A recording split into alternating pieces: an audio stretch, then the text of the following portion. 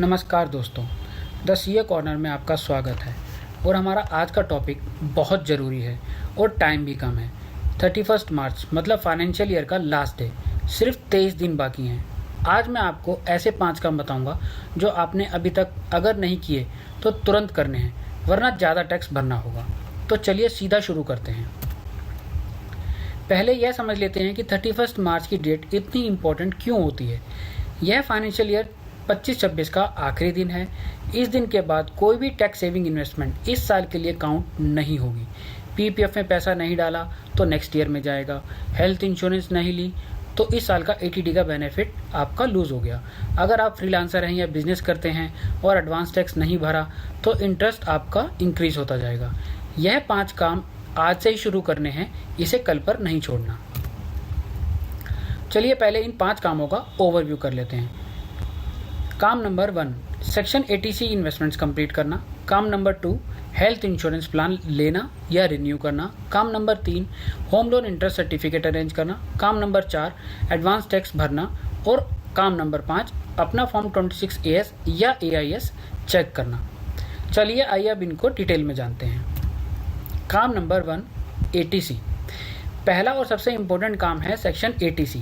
80C में आप 1,50,000 रुपये तक इन्वेस्ट करके टैक्स बचा सकते हैं। अगर आप 30% टैक्स ब्रैकेट में हैं और सिर्फ इस एक सेक्शन की मदद से आप 45,000 रुपये तक बचा सकते हैं। सोचिए, पूरे 45,000, यह एक बड़ी रकम है। अब 80C में क्या आता है सुनिए ध्यान से। पहला, PPF यानी पब्लिक प्रोविडेंट फंड सबसे सेफ ऑप्शन है। गारंटीड रिटर्न मिलती है। मिनिमम 500 रुपये से शुरू कर सकते हैं। आज ही अपने बैंक में जाके PPF अकाउंट में आप पैसा डालिए और इसे शुरू करिए। दूसरा है ELSS या टैक्स सेविंग म्यूचुअल फंड है। मार्केट से लिंक्ड होता है, इसलिए रिटर्न्स फ्लक्चुएट कर सकती हैं, लेकिन इसमें 3 साल का लॉक इन पीरियड भी रहता है। तीसरा है LIC प्रीमियम। अगर इस साल का LIC प्रीमियम आपने अभी तक नहीं भरा तो इसे आज ही भरिए, क्योंकि 31 मार्च की डेडलाइन के बाद यह इस फाइनेंशियल ईयर में काउंट नहीं होगा। अगर आपने कोई टैक्स सेविंग FD की है, बैंक में 5 साल की फिक्स डिपॉजिट है, तो यह भी 80C में काउंट की जाती है। तो अभी चेक करिए कि आपने कितना इन्वेस्ट किया है इस 1.5 लाख रुपए की लिमिट से और कितना कम है। अगर अभी लिमिट बची है तो आप आज ही इन्वेस्ट करके इसका बेनिफिट ले सकते हैं। नेक्स्ट काम है हेल्थ इंश्योरेंस, जो कि आता है सेक्शन 80D में। हेल्थ इंश्योरेंस, और ये वो काम है जिसे सबसे ज़्यादा लोग मिस कर देते हैं। सेक्शन 80D में हेल्थ इंश्योरेंस का प्रीमियम पर डिडक्शन मिलती है। अपने स्पाउस का, अपना, बच्चों का प्रीमियम 25,000 रुपये तक डिडक्टिबल है। अगर पेरेंट्स भी हैं और उनकी एज 60 ईयर से कम है तो उनका प्रीमियम अलग से 25,000 आपको एक्स्ट्रा एज अ डिडक्शन मिल जाएगा। और अगर आपके पेरेंट्स सीनियर सिटीजन है यानी 60 ईयर से अबव हैं तो उनका प्रीमियम 50,000 तक डिडक्टिबल है। मतलब अगर आप और आपके सीनियर सिटीजन पेरेंट्स का इंश्योरेंस है तो 75,000 रुपीज़ तक डिडक्शन मिल सकती है। अगर अभी तक हेल्थ इंश्योरेंस प्लान नहीं लिया है तो आज ही लें। ऑनलाइन बहुत इजीली मिल जाता है, बहुत सारे पोर्टल अवेलेबल हैं, आप कहीं से भी इसको ले सकते हैं। सिर्फ 10 मिनट का काम है जो कि आपकी टैक्स सेविंग में मदद करेगा। और एक बोनस टिप, डॉक्टर के पास जब आप एनुअल हेल्थ चेकअप के लिए जाते हैं वहाँ की रिसीट्स भी आपको सेव करके रखनी है, क्योंकि 5,000 रुपये तक आप उसे 80D में ही क्लेम भी कर सकते हैं। अगला काम है होम लोन का इंटरेस्ट। घर वाले लोगों के लिए सेक्शन 24B के अंडर होम लोन के इंटरेस्ट पर 2 लाख रुपए तक डिडक्शन मिलती है, वो भी सेल्फ ऑक्यूपाइड प्रॉपर्टी पर। सेल्फ ऑक्यूपाइड प्रॉपर्टी मतलब जो कि ओनर ने खुद ऑक्यूपाई कर रखी है, रेंट पर नहीं दी हुई। यह 80C से बिल्कुल अलग डिडक्शन है, एक्स्ट्रा बेनिफिट है। और 80C में होम लोन का प्रिंसिपल भी डिडक्टिबल है, यानी कि दोनों बेनिफिट आपको मिल जाते हैं।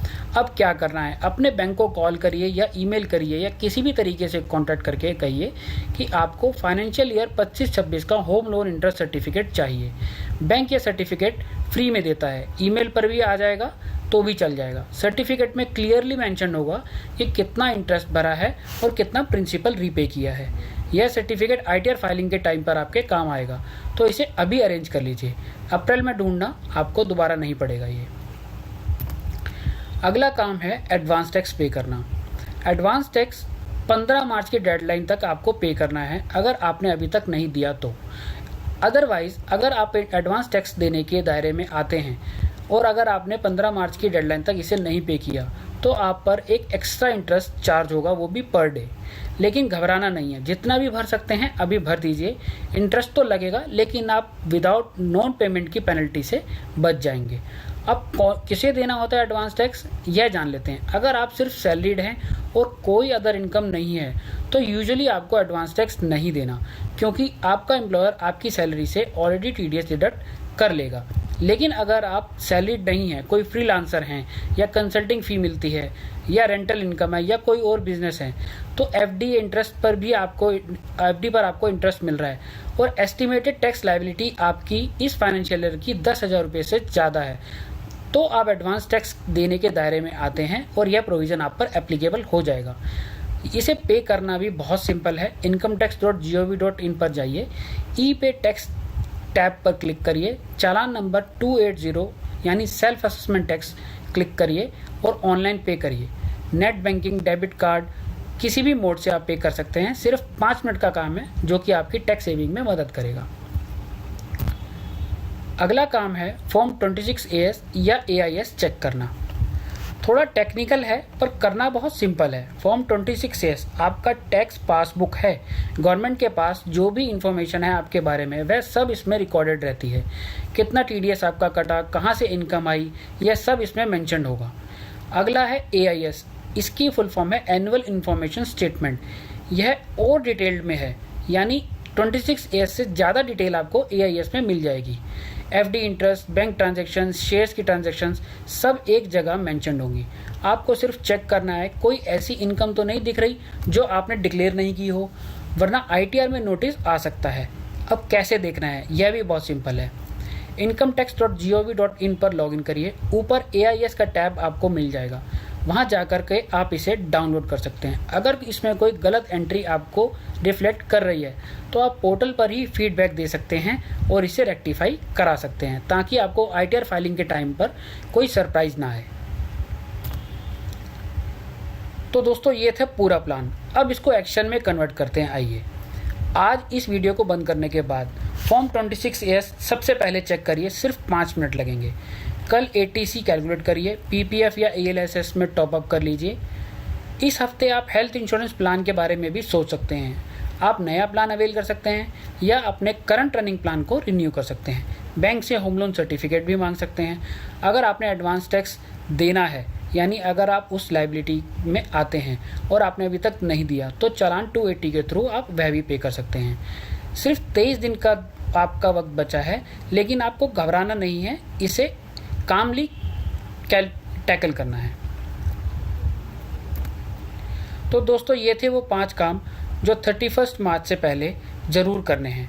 ATC, ATD, home loan certificate, advance tax और फॉर्म 26AS, ये 5 चीज़ें आज से ही शुरू करिए। अगर यह वीडियो हेल्पफुल लगी हो तो प्लीज़ लाइक करिए और इसे उन लोगों तक पहुंचाइए जिन्हें इस वीडियो की ज़रूरत है।